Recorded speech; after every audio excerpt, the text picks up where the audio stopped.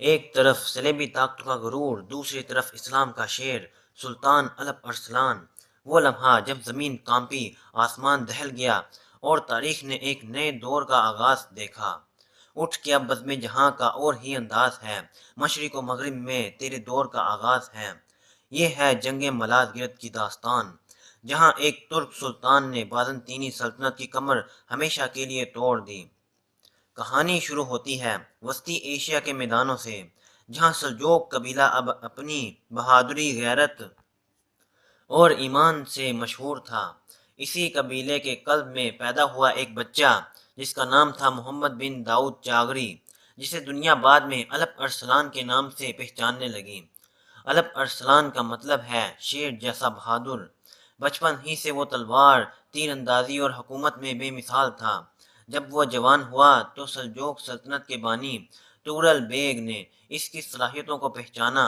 Tughril bag کے انتقال کے بعد الپ ارسلان 1063 میں تخت پر بیٹھا، اور تب سے شروع ہوا وہ دور جس نے اسلام کی سرحدوں کو مغرب کی طرف دھکیل دیا۔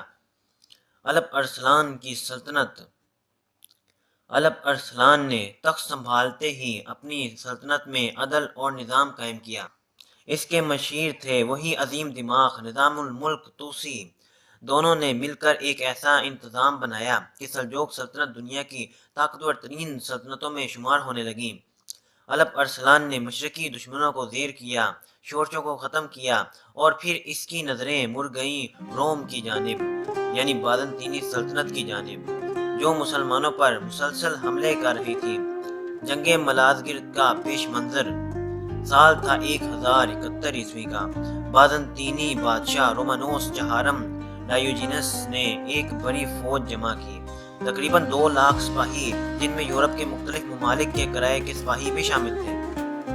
دوسری طرف سلطان کی فوج محض 40,000 کے قریب تھی، لیکن ان کے دل ایمان سے لبریز تھے۔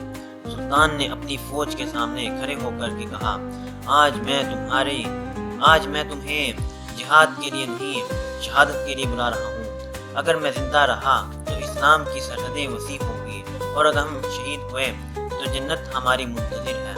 زندہ رہے یا مارے گئے، ہر طرح سے ہم ہی کامیاب ہیں۔ یہ کہہ کر سلطان نے سفید کفن پہن لیا۔ یہ منظر بیان کرنا مشکل ہے، کیونکہ یہ منظر ایسا تھا کہ لشکر کے ہر سپاہی کی آنکھوں سے آنسو بہہ نکلے۔ ہر دل نعرہ تکبیر سے گونج اٹھا، اللہ اکبر، اللہ اکبر۔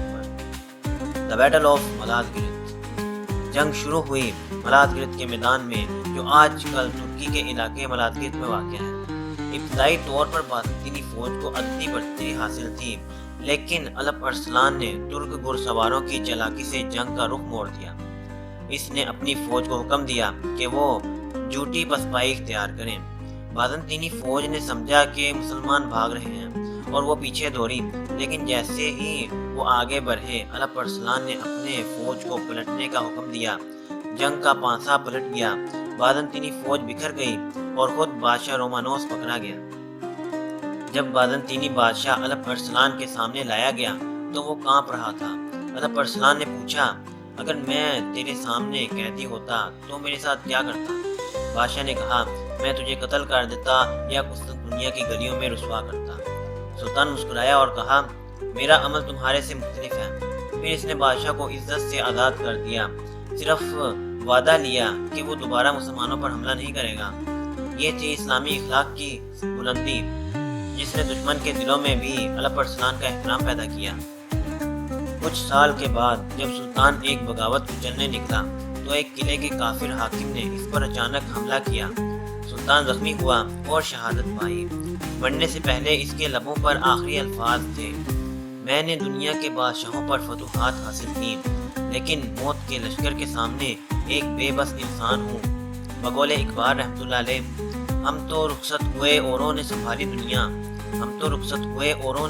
دنیا، پھر نہ کہنا ہوئی توحید سے خالی دنیا۔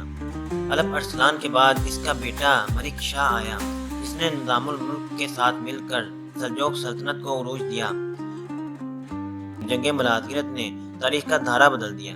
یہی وہ جنگ تھی، یہی وہ دن تھا جب ترکوں کا اناطولیہ پر قبضہ شروع ہوا، اور بعد میں یہی سرزمین سلطنت عثمانیہ کی بنیاد بنی۔